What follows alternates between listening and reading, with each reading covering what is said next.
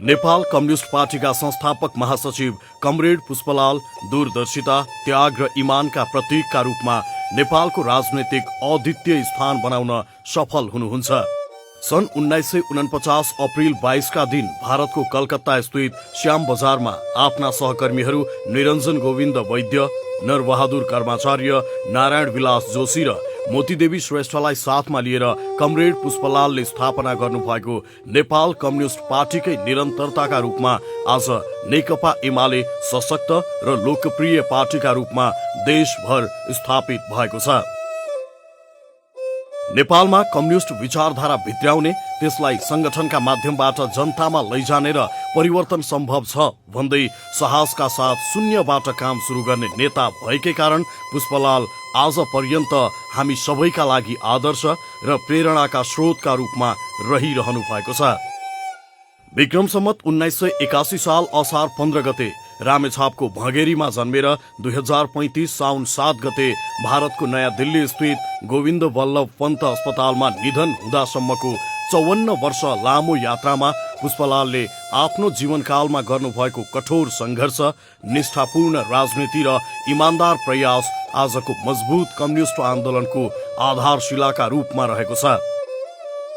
Communist पार्टीको संस्थापक महासचिवलाई पहिलो महाधिवेशन गर्न नदिएरै विजयबाट हटाइँदा महाधिवेशनबाट निर्वाचित भएकाहरू 2017 पुस 1 गतेको शाही कुलाई समर्थन गर्दै विचलित हुँदा र आफ्ना कैयौं सहयोद्धाहरूले सैद्धान्तिक र संगठनात्मक मतभेद देखाउँदै आफूलाई छाडेर अलगिदा समेत पुष्पलाल विचलित हुनु भएन।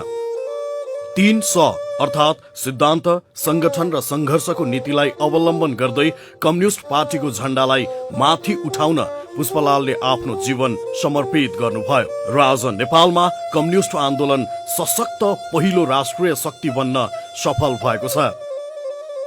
कम्युनिस्ट घोषणा पत्रलाई नेपालीमा अनुवाद गरेर कम्युनिस्ट विचारधारासँग नेपालीहरूको परिचय गराउनुका साथै नेपाल कम्युनिस्ट पार्टी स्थापना गरेर त्यसमा गोलबन्द गर्ने अगुवाका रूपमा पुष्पलालको स्थान इतिहासमा सुरक्षित छ। त्यति मात्र होइन, नेपाली समाजको पारलौकिक, धार्मिक वा रूढिवादी होइन, द्वन्दात्मक भौतिकवादी अध्ययन विश्लेषण गर्ने र यसलाई परिवर्तन गर्ने सन्दर्भमा पुष्पलालका योगदानहरू अविस्मरणीय छन्। सांस्कृतिक रूपान्तरण बिना कम्युनिस्ट पार्टीले आमूल परिवर्तन गर्न सक्दैन भन्ने मान्यताका आधारमा उहाँले राजनैतिक क्षेत्रका साथै सांस्कृतिक कामलाई पनि उत्तिकै जोड दिएको पाइन्छ। कविवर युद्धप्रसाद मिश्रका साथै मदन भण्डारी, मोदनाथ प्रसिद्ध, जीवराज आश्रित जस्ता नेताहरू पुष्पलालले निर्माण गर्नुभएको सांस्कृतिक मोर्चासँग आबद्ध हुनुबाट पनि यसको महत्व देखिन्छ। एक दलीय निरङ्कुश र हुकुमी पञ्चायती व्यवस्थालाई फाल्नका लागि कम्युनिस्ट र कंग्रेस बीच संयुक्त मोर्चा बनाउनु पर्छ भन्दा अनेक आरोप खेप्नु परे पनि कमरेड पुष्पलालले आफ्नो नीतिलाई कहिल्यै छाड्नु भएन। प्रमुख अन्तर्विरोधको सही किटान र त्यसका विरुद्धमा सहायक अन्तर्विरोधहरूलाई थाँती राखेर मोर्चा बनाउँदा मात्रै पञ्चायतलाई फाल्न सकिन्छ भन्ने दूरदृष्टिकै आलोकमा 2046 सालको संयुक्त जनआन्दोलन अघि बढेका कारण प्रजातन्त्र स्थापना सम्भव भएको थियो।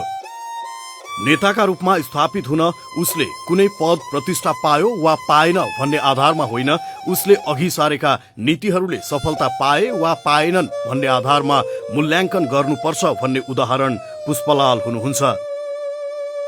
सही राजनीतिलाई अघि बढाउन सही विचारधारा हुनुपर्छ भन्नेमा दुई मत छैन। त्यसका लागि पर्याप्त मात्रामा अध्ययन, चिन्तन र विश्लेषण आवश्यक पर्दछ। कमरेड पुष्पलाल स्वयंमा दर्शन, साहित्य, इतिहास, विदेश सम्बन्ध, संस्कृति जस्ता विषयका गहन अध्येता हुनुहुन्थ्यो भन्ने कुरा उहाँका संकलित रचनाहरू अध्ययन गर्दा थाहा हुन्छ। इतिहासको गहिरो अध्ययन गर्दै नेपालको मौलिकता र विशेषता अनुरूप कम्युनिस्ट पार्टी अघि बढ्नुपर्छ भन्ने कुरामा कमरेड पुष्पलालले राजनैतिक दस्तावेजहरूका साथै आफ्ना रचनाहरूमा पनि महत्वका साथ उल्लेख गर्नुभएको छ। यतिसम्म कि त्यस कठोर संघर्षकालमा समेत क्रान्तिपछि कम्युनिस्ट पार्टी सत्तामा गएपछि के र कसरी काम गर्नुपर्छ भन्ने सम्मका विषयहरू पुष्पलालले सोच विचारका साथ उठाउनु भएको पाइन्छ। कठोर राजनैतिक व्यवस्थाका कारण देशभित्रै बसेर राजनीति गर्न असम्भव भएर भारत निर्वासित हुनु परे पनि त्यसका प्रभावहरू पुष्पलालको जीवन र लेखनमा कहीँ कतै परेको भेटिँदैन। लाखौं लाख झुपडीहरूको एकता नै नेपालको राष्ट्रियता हो भन्दै आफ्नो देशलाई बलियो बनाउन शासक होइन जनता सचेत हुनुपर्छ भन्ने मान्यतालाई पुष्पलालले अघि बढाउनु भएको थियो। कम्युनिस्टहरू साँचो अर्थमा नेपालको राष्ट्रियताको पहरेदार हुन् भन्ने कुराको मानक पुष्पलालले नै स्थापना गर्नुभएको थियो। दिल्ली सम्झौताको विरोधदेखि नेपालमाथि हुने हरेक थिचोमिचोको अग्र पंक्तिमा रहेर विरोध गर्ने कामको अगुवाई पुष्पलालले गर्नुभएको थियो।